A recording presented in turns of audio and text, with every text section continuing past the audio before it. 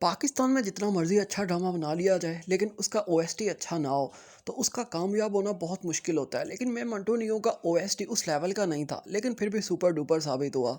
और अब हम इस ड्रामा के अंदर एक नया ओएसटी सुन रहे हैं, ए ना अखां च पावां किदां कजला अखियां विच तू बसता।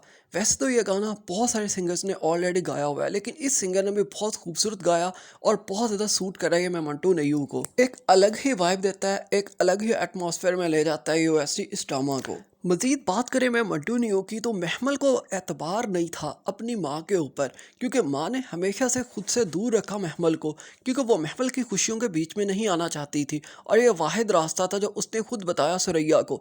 जब मैंने नफरत की महमल से तो सबको लगा मुझे महमल की खुशियों से कोई परवाह नहीं है, इसलिए जब मैं उसकी मुखालफत करती थी तो जो उसकी ख्वाहिश थी एक पल में पूरी कर दी जाती थी। अब महमल को तो यही लगा कि मेरी माँ राज़ी हो जाएगी कि मेरी बल्ली दे दे और मेरे भाई की जान बचा ले, लेकिन जब पुप्पो बताती है तो वो बहुत हैरान होती है कि मेरी माँ मुझे देने पर आमादा नहीं है अपने बेटे की जान बचाने के लिए, क्योंकि उसे हमेशा से ये लगता रहा मेरी माँ को बेटे बहुत अच्छे लगते हैं।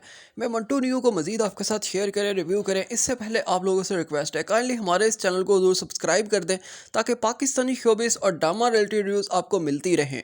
मज़ीद ड्रामा आगे चलता है तो महमल मिलने चली जाती है मंटो से। मंटो देखकर खुश हो जाता है क्योंकि मंटो को तो कुछ पता ही नहीं कि चल क्या रहा है। महमल उससे शादी से इनकार करने आई है और अपनी मोहब्बत से दस्तबरदार होने आई है, लेकिन जब वो मंटो से मिलती है और मंटो के घर पहुंचती है तो मंटो देखकर खुश हो जाता है, क्योंकि प्यार करने वाले मोहब्बत करने वाले शख्स के लिए ये बहुत बहुत बड़ी होती है। जिसको वो चाहता है वो उसके घर आए।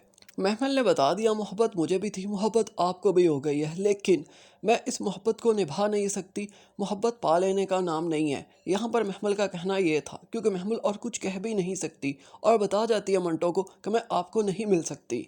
और यहाँ पर कोई झोल नहीं था राइटर का और ना ड्रामा के अंदर।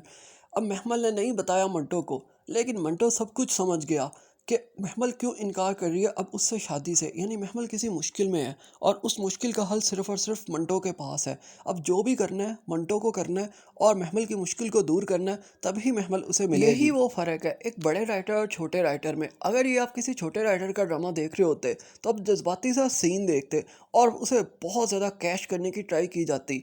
जब वो बंदा कहता पहले तुमने मुझसे मोहब्बत की, मुझे भी अपने अंदर इन्वॉल्व किया, उसे वास्ते दे रहा होता, मुझे बात बताओ, मुझे मसला बताओ है क्या, मैं सारे मसले दूर कर दूंगा।